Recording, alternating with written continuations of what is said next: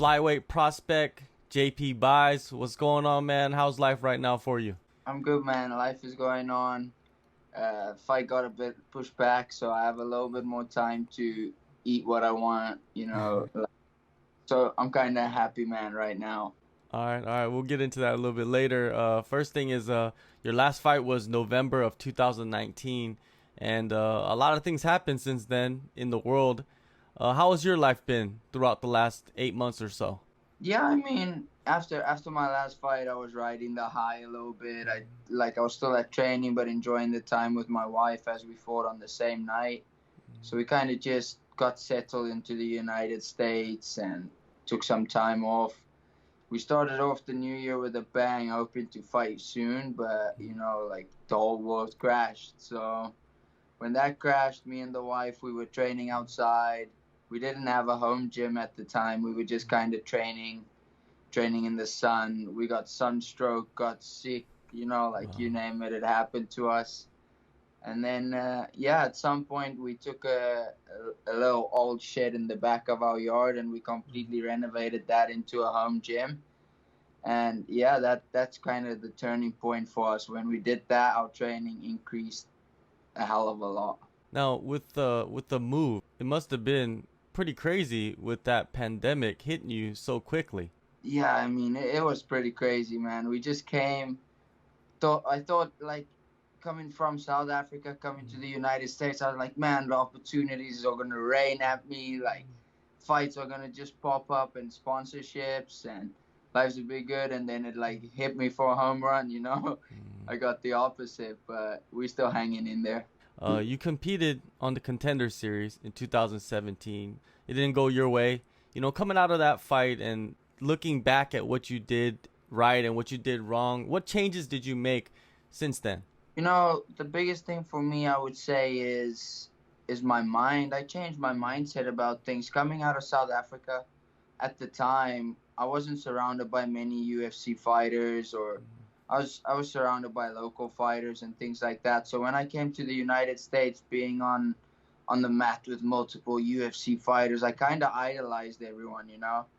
Now I'm like, there's no magic potion. It's like we're all human, we all the same. It's just hard work. So the main thing for me is just my mindset has changed.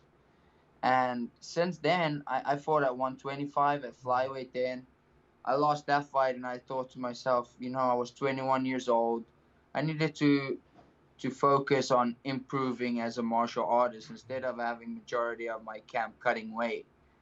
Where it took me like 3 years, and I'm finally cutting down to flyweight again. I feel like I'm way more professional now. Having my wife, she's in the same career, so having her cook all the good and right foods makes it a lot easier for me. And almost probably forcing you to eat the good Yeah, food, right? The healthy food. girls they really healthy. She's always Yeah. healthy in shape. She takes care of me. That's great, man. That's great to have somebody there next to you pretty much 24 hours a day, keeping you focused, right? Literally 24 hours a day. We Mm. don't do anything without each other. If she sends me to the store and she's not going, I get mad. We gotta go together. All right. Well, since then, since the Contender series, four straight wins, four straight finishes, a title for ESC. What do you credit, other than the mindset change? What else have you changed? What else do you credit your run to? I in South Africa, I was surrounded by a really good team, probably the best team in Africa. Uh, uh, According to my opinion, one of the best teams in the world with a Yeah. really good coach, Richie. And he actually guided me in the direction of joining Coach Saif. He said to me, "Listen, this is how much I could do for you out of Africa. I've worked on your skill a lot, but now you need to go to someone that can make you even more better and actually get you to the place you need to be." So he steered me in the right direction. And yeah, I gotta give credit to both him and Coach Saif. Together, they've really developed a well-rounded athlete. They worked a lot on my mindset, and the main thing is there's no ego. They both know what they offer, and neither of them were angry or jealous towards the other one. They were like both encouraging me to come this side of the world. Yeah, yeah, that says a lot about Richie. You know, of course, Richie, he's coaching Cyborg. So if Yeah. you don't know that, you know, now you know. Come on, you know what I mean? Like he does something right. Yeah, he's a man. He lives for his athletes. He lives in the gym 24/7. He plays a really good role as a coach and a mentor, and as a student himself as well. You know, he studies a lot. He's always on the mat training 2-3 sessions a day himself, mainly jiu-jitsu, and then he coaches multiple classes.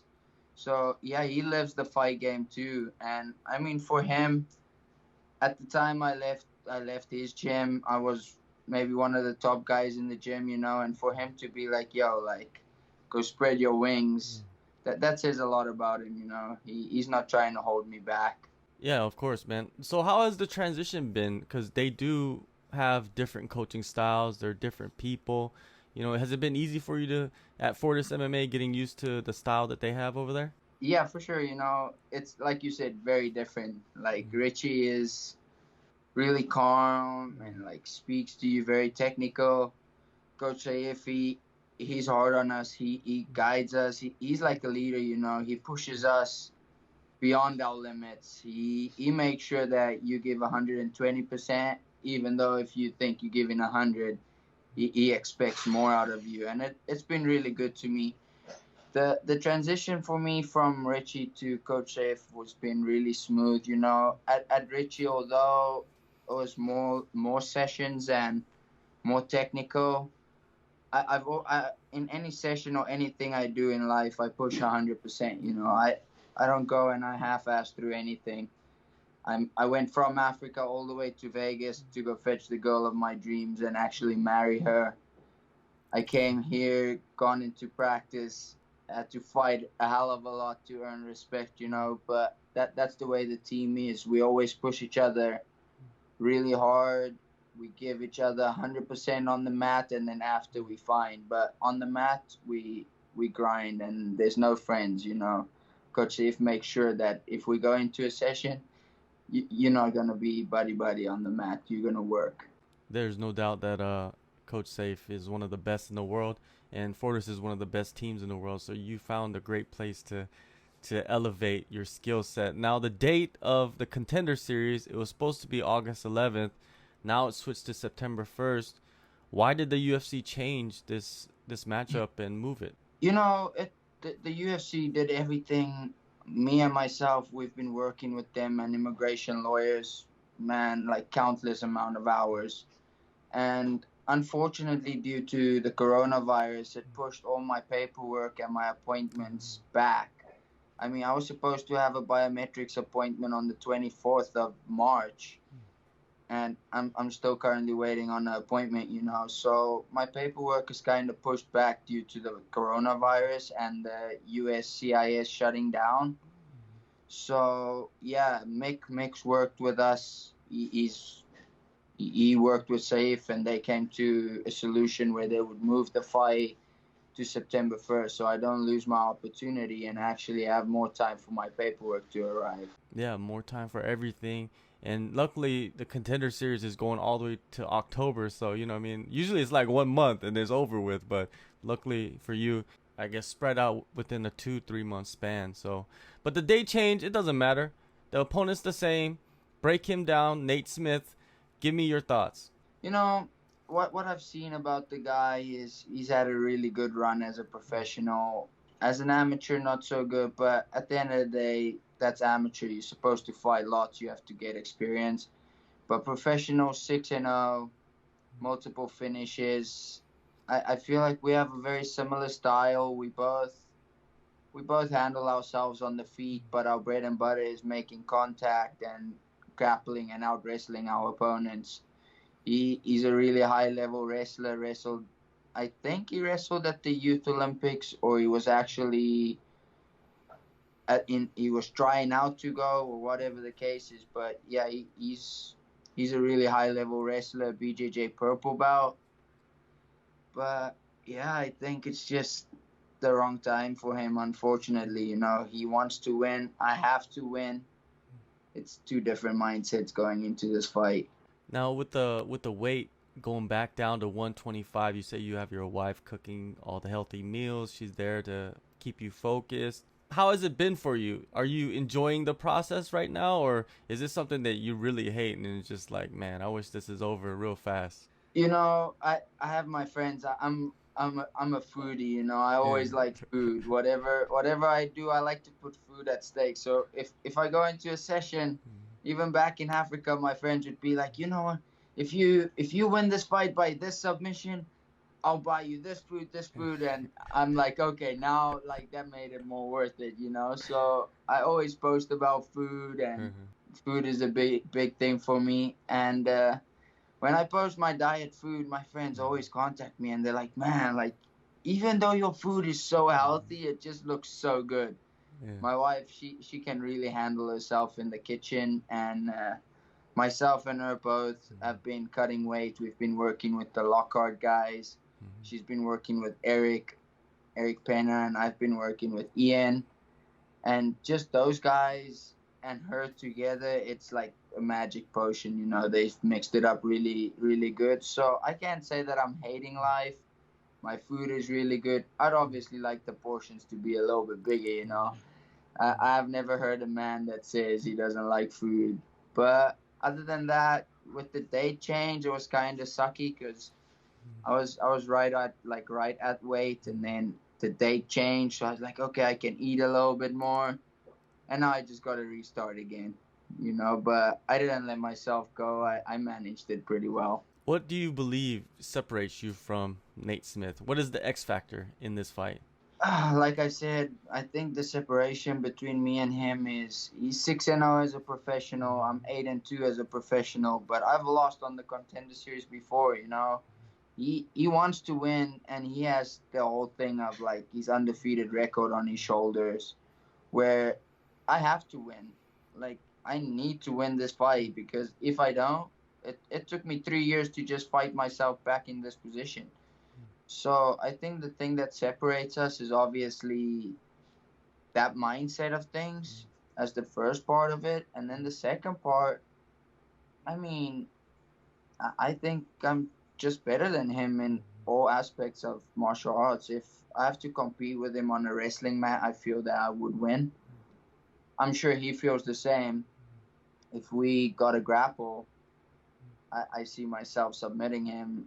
And then if we got a box, I think I beat him there too. So for me, I look at it from my side, and I'm like, I'm a better, well-rounded fighter. I have more tools than him. I'm more experienced as a professional, and I look at it as a bonus point is I have lost, so I have learned from it. He's lost as an amateur, but the stakes is not the same. So I know what defeat tastes like. I felt it twice, and I don't want to taste it again. So I'm gonna do everything I can to win this fight. Where he's still flying high, you know. You both are grapplers, wrestlers, so usually whenever a matchup is like this, it ends up becoming sometimes a brawl. You know, it's just a stand-up battle, and I think a lot of people are expecting that.